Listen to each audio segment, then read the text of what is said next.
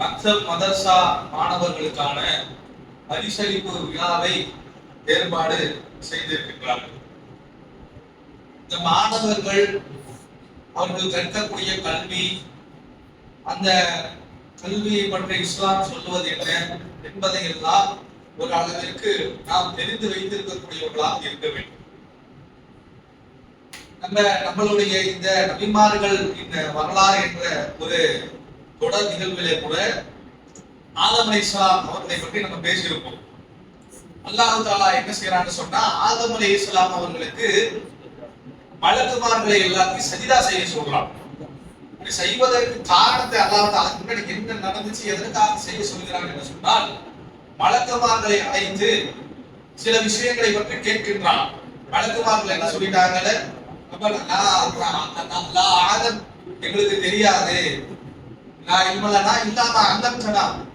எதை எங்களுக்கு கற்றுக் கொடுத்தாயோ அதை தவிர்த்து வேற எந்த அறிவும் எங்களுக்கு கிடையாது என்று மலக்குமார்கள் பதிலளித்து விட்டார்கள்.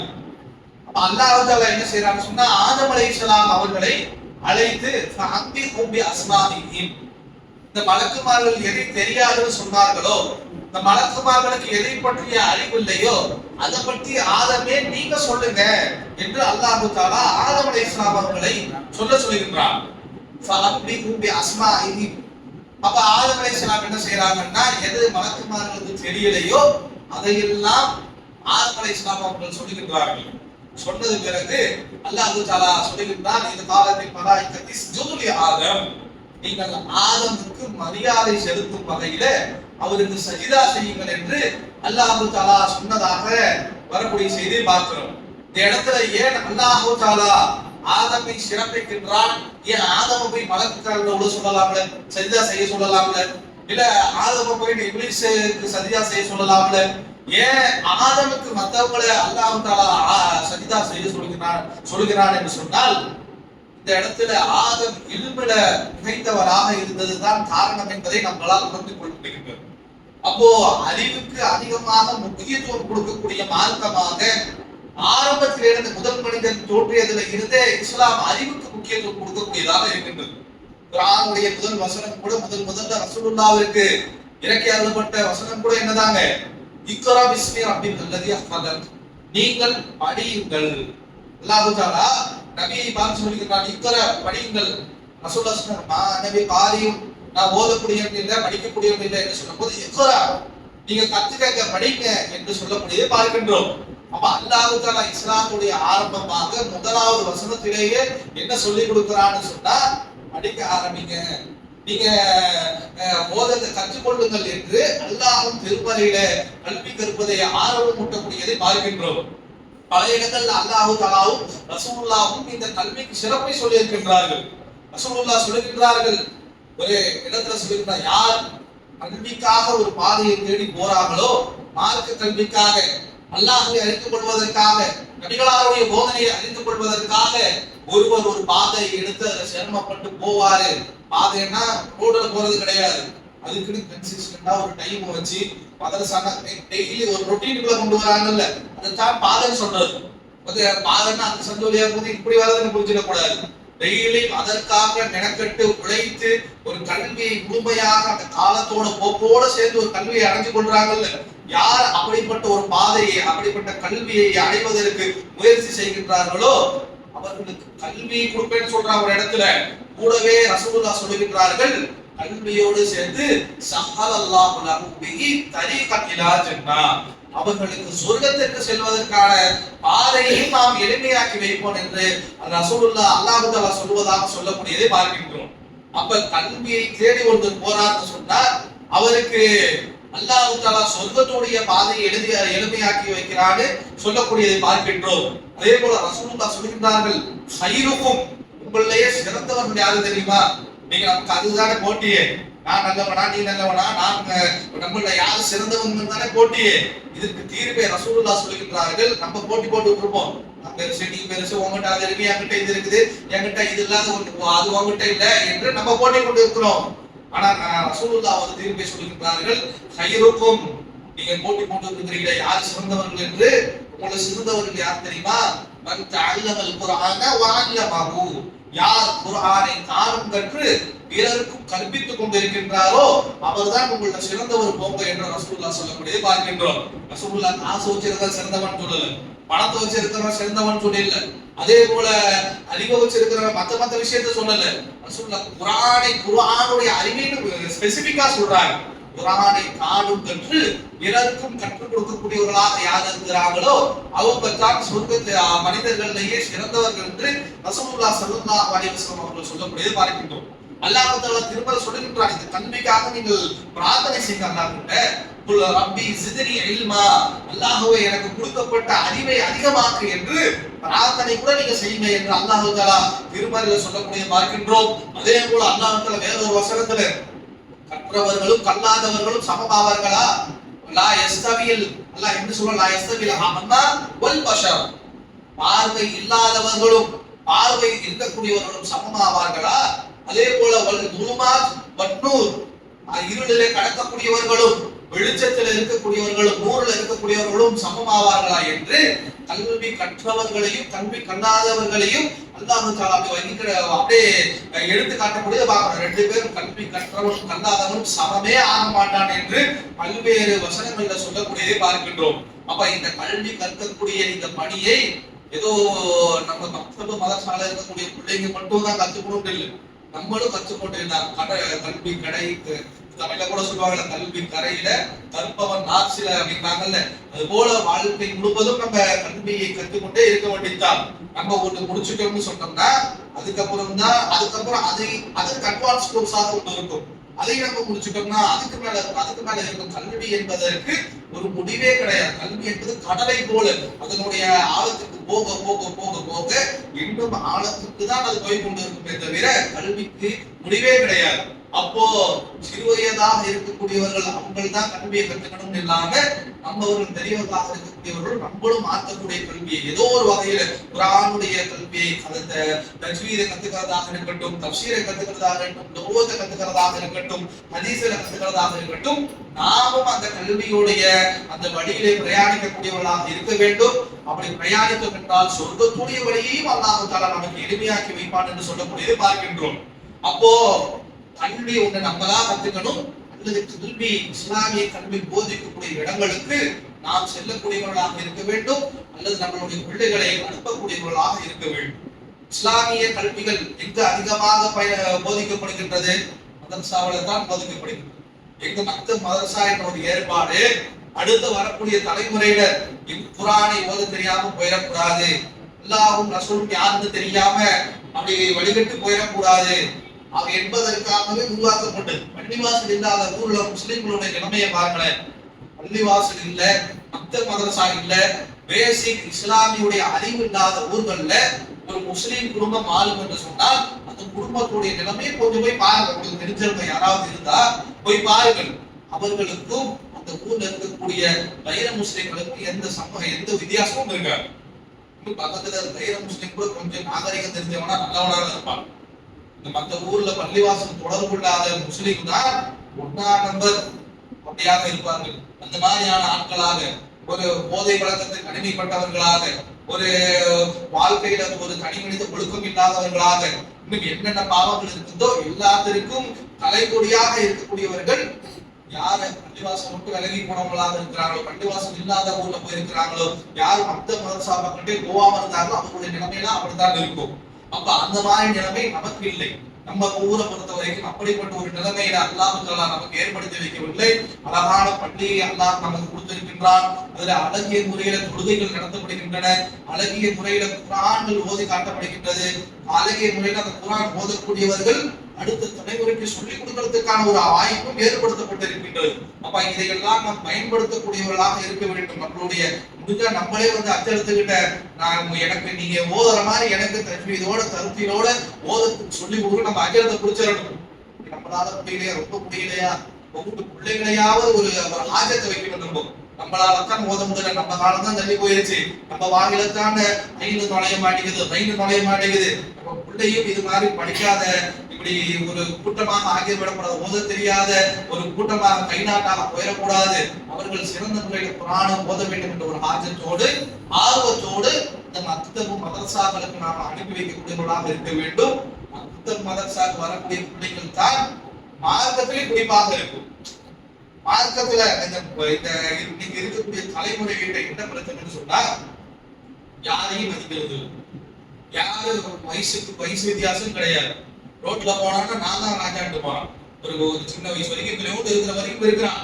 கொஞ்சம் தோல்பட்டிக்கு மேல வந்தானா ரோட்ல அவன் தான் நெஞ்ச நிமிச்சுக்கிட்டு நான் தாண்டாங்க எல்லாம் அப்படிங்கிற மாதிரி நடக்கிறான். வீட்டுல பெரியவங்க ஒரு வார்த்தையை சொன்னா கேட்கறது இல்லை. திருப்பி எனக்கு சொல்றியா, நீ எனக்கு சொல்லக்கூடிய அளவுக்கு நீ பெருசுறியா, நான் எந்த ஸ்கூல்ல படிச்சு தெரியுமா, நீ 10வது படிச்சிருக்கிறியா என்று தாய் தகவலுக்கு மரியாதை இல்ல, ஊர்ல இருக்கிறவங்களுக்கு மரியாதை இல்ல, யாருக்கும் மரியாதை இல்ல. இப்படி நடந்து போனானா அவன் நடந்து போறான்னு தெரியும் எல்லாத்துக்கும். அவன் பேசினானா பக்கத்துக்கு 4 வீட்டு தள்ளி அவன் பேசினான். ஒரு தன்மையே இல்லாதவர்களாக இன்றைய தலைமுறை இருக்கக்கூடிய பார்க்கிறோம். ஒரு கட்டம் மேல போயிட்டு என்னன்னா, நம்ம கேள்விப்படாத பேராளர்கள்லாம் என்ன சொல்றது, போதை மருந்துல அந்த மாதிரி பேரெல்லாம் நம்ம கேள்விப்பட்டு கூட இருக்க மாட்டோம். அந்த மாதிரி போதை மருந்தெல்லாம் அது பேர் களவாணி, கூழ் லிப்பிட்டு களவாணின்னு வச்சுக்கிறது, இதெல்லாம் ஒவ்வொரு பேர் போதைக்கான பேரு. அப்படின்னா என்னன்னு கூட நம்மளாம் வாழ்க்கையில நம்ம கேள்விப்பட்டு மாட்டோம்.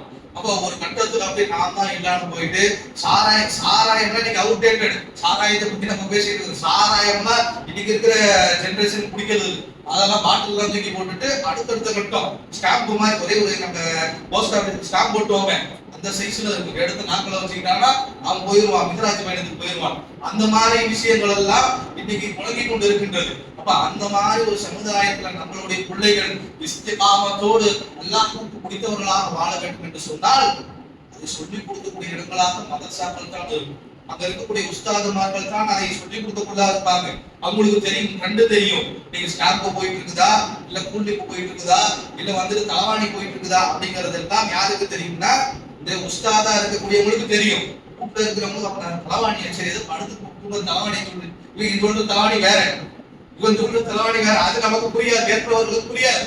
அதை மதரசாவில் அனுப்பி மதரசாவில் இருக்கக்கூடியவர்கள் அதையெல்லாம் தெரிந்தவர்களாக இருப்பாங்க, அந்த வயசுல இருக்கக்கூடியவர்களாக இருப்பார்கள், அதையெல்லாம் கவனிக்கக்கூடியவர்களாக கண்டிக்கக்கூடியவர்களாக இருப்பாங்க. அதே போல பெற்றவர்கள் ஒரு விஷயத்தை புரிஞ்சுக்கணும். இந்த மாணவர்களை உஸ்தாதுகள் கண்டிக்கிறார்கள் என்று சொன்னால் அவர்களுடைய நன்மைக்காக தான் கண்டிக்கிறாங்க. நம் பிள்ளைங்க வீட்டுல வந்து அழுதுகிட்டு அச்சனுக்கு என்ன பண்ணாரு தெரியுமா, என்னை திட்டி விட்டாரு, என்னை நிக்க விட்டாரு என்று சொன்னால் எதுக்காக நிக்க வைக்கிறார்? உங்க பிள்ளைகளை பழிவாங்க, எனக்கு கூத்தல் வாங்கல் பிரச்சனையா அச்சனுக்கும் உங்களுக்கும்? உங்க வீட்டு பிள்ளைய பழிவாங்கன்னு ஏதாவது அவனுக்கு இருக்குதா? ஊர் விட்டு ஊர் வந்து உங்க வீட்டு பிள்ளைகளை வந்து பழிவாங்கன்னு ஏதாவது எழுதி வச்சுட்டு வந்திருக்கிறாரா? உங்க வீட்டு பிள்ளைங்க டைமிங்ல வந்துட்டு ஒழுக்கம் இல்லாம டேட்டா வர்றது, ஒரு மதரசாவில சபையில உட்கார தெரியாம இருக்கிறாங்க, அவர்களை சரிப்படுத்துகின்றார்கள். இந்த நமக்கு எல்லாம் தெரிஞ்ச மாதிரிதான் அந்த ஒரு கண்ணு இருக்குது இல்ல, கண்ணை எடுத்து அந்த சிற்பி அடிக்கும் பொழுது படிகள் விடதான் செய்யும். படியுடைய இறுதியாக என்ன வரும்? அழகான ஒரு சிற்பம் வரும். அது போல அஜரத்து, அதே போல உஸ்தாதுமார்கள் உங்க பிள்ளைகளுக்கு கொடுக்கக்கூடிய அந்த பனிஷ்மெண்ட், திட்டுறாங்க, வெடியடிக்க வைக்கிறாங்க, அடி போடுறாங்கன்னா இதெல்லாம் ஒவ்வொரு அடியாக உங்களுடைய பிள்ளைகளை செதுக்குகிறார்கள். அந்த ஒரு தலைமுறையாக அவர்கள் உருவெடுக்க வேண்டும் என்பதை செதுக்குகிறார்கள் என்பதை புரியக்கூடியவர்களாக இருக்கணும். உடனே புள்ள வந்து நீங்க அடிச்சு விட்டானா அங்க இருந்து போன் அடிக்க கூடாது. எடுத்து என் பிள்ளைய அடிச்சு விட்டீங்களா, புள்ளி வச்சு பழி வாங்குறீங்க, நீங்க எங்க வீட்டு பிள்ளைய மட்டும் தான் அப்படி பண்றீங்க, உங்க வீட்டு பிள்ளைய மட்டும் பண்ணி என்னத்தை யாராவது கொடுக்குறாங்க, காசு கொடுக்குறாங்களா?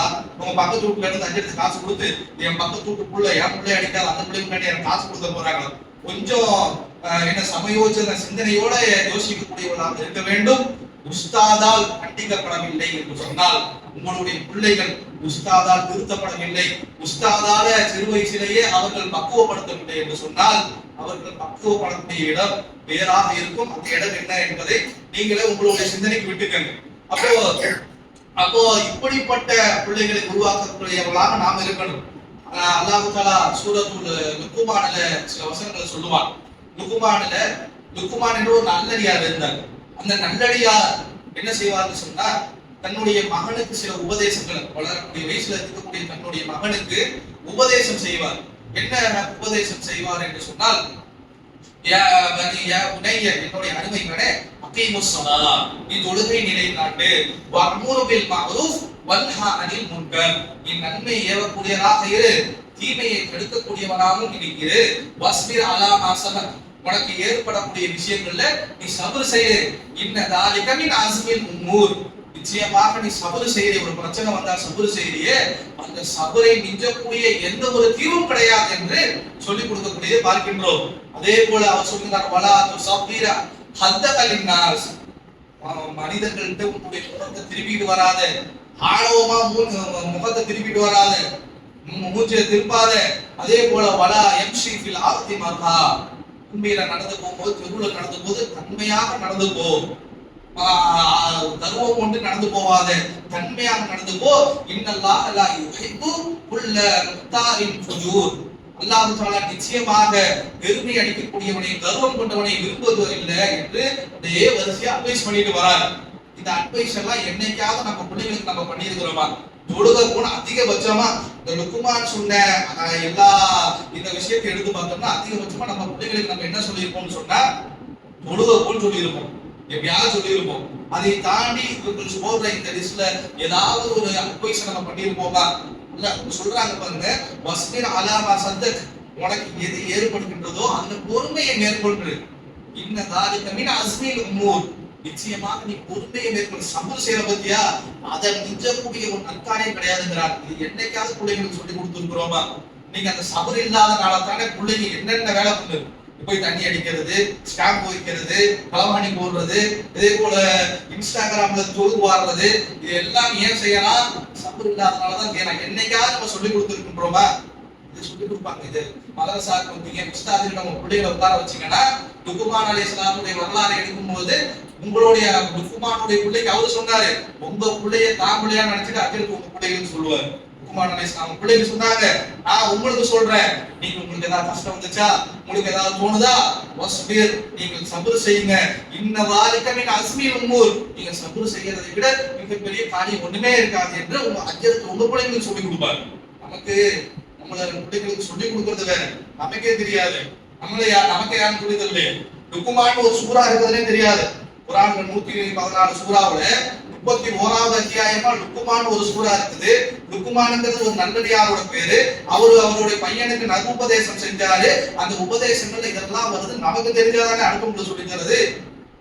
அப்படி அது கூட தெரியாத அளவுக்கு தானே நம்மளா இருக்கின்றோம். இப்ப நம்ம போன மாதிரியே நம்மளுடைய பிள்ளைகளையும் நம்ம ஆக்காமல் இருக்க வேண்டும் என்றால் நம்ம மதரசாவிற்கு அனுப்பக்கூடியவர்களாக இருக்க வேண்டும். தொடர்ந்து அவர் சொல்லுகின்றார், எந்த அளவுக்கு சொல்றாருன்னா, உன்னுடைய வாய்ஸ் கம்மியா பேசு, கத்தாத. அதே போல இன்ன அன்கரல் அஸ்வாத மின் சௌத்தில் ஹமீர், நிச்சயமாக இருக்கக்கூடிய சத்தம் எது என்று சொன்னால் அந்த கழுதையோட சத்தம் தானே சொல்லித்தரார் தன்னுடைய மகனுக்கு. ஏன் அப்படி சொல்றான்னு சொன்னா, கழுதை மட்டும்தான் இல்லங்க, இங்க இருந்து நான் இந்த பையன்கிட்ட பேசணும்னா அந்த பையனுக்கு கேட்டா போதும். நான் கழுதை கத்துனுச்சுன்னு வச்சுக்கேங்களேன், இங்க கத்துனுச்சுன்னு சொன்னா 2 தெரு 4 தெரு கத்தி தள்ளி கேட்கும். அந்த மாதிரி கத்தாதீங்க, பேசுற தன்மையாக நடக்க, பூமியில நடந்து போகும்போது மிதமான அளவு நடந்து போ என்று ஒழுக்கத்தை போதிக்கக்கூடியவராக லுக்மான் அலைஹிஸ்ஸலாம் தன்னுடைய மகனுக்கு இருந்தார். அந்த அளவுக்கு நம்ம வீட்டிலேயே சொல்லி கொடுக்குற அளவுக்கு நமக்கு அறிவு இருந்துச்சுன்னா உங்க பிள்ளைகளை பத்திரமா வீட்டுல வச்சு வீட்டிலே சொல்லி கொடுங்க. நமக்கு தான் தெரியாது லுக்குமான் ஒரு சூறா இருக்குது, லுக்குமானுக்கு ஒரு பையன் இருந்தாரு, அந்த பையனுக்கு அட்வைஸ் பண்ணாருங்கிற அந்த விஷயமே நமக்கு தெரியாதுங்கும் போது யாருக்கு தெரியுமா? அவங்கள்ட்ட கொடுத்து கல்வியை படிச்சுக்க வேண்டியதானே. வரக்கூடிய காலங்கள்ல என்னென்ன ஃபித்னா வர இருக்கின்றதோ, தஜ்ஜால் வர இருக்கிறா, நம்ம போய் சேர்ந்துருவோம் 10 வருஷத்துல, இன்னும் அதிகபட்சம் 5 வருஷம் 10 வருஷத்துல நம்ம மண்டையை போட்டுருவோம். நம்ம போனாலும் தஜ்ஜால் வருவானே, யாஜூஜ் மாஜூஜ் வருமே, எவ்வளவு ஃபித்னாக்கள் நடக்க இருக்கின்றது. இந்த ஃபித்னாவை எல்லாம் தாண்டி உங்களுடைய பிள்ளைகள் வர வேண்டாமா? இஸ்லாமிய அறிவு இல்லாம, இஸ்லாமிய அறிவிக்கு போதிக்கக்கூடிய மதரசாக்களுக்கு அனுப்பாம உங்களுடைய பிள்ளைகள் இதில் எப்படி சர்வே பண்றாங்க என்பதை நாம் சிந்திக்க கடமைப்பட்டிருக்கின்றோம். அப்போ இதையெல்லாம் நாம் மனதில் வைத்து இஸ்லாமிய அறிவு என்பது, இஸ்லாமிய கல்வி என்பது மிக முக்கியமானதாக இருக்கின்றது. இதுவும் நாம் வாழக்கூடிய சூழ்நிலையில மிக மிக முக்கியமான கண்ணொழுக்கம் என்பது மிக முக்கியமானதாக இருக்கின்றது. கண்ணொழுக்கம், சுய ஒழுக்கம் என்பது இஸ்லாத்தை அறிந்து கொள்வதன் மூலமாக, இறை அச்சத்தின் மூலமாகத்தான் பெற முடியும். அந்த இறை அச்சத்தையும் சொல்லிக் கொடுக்கக்கூடிய இடம் இந்த மதரசாக்கள் தான், உஸ்தாதுமார்கள் தான் என்பதை மனதில் வைத்துக் கொள்ளக்கூடியவர்களாக நாம் இருக்க வேண்டும் என்று கூறியவனாக என்னுடைய உரையை முடித்துக் கொள்கின்றேன்.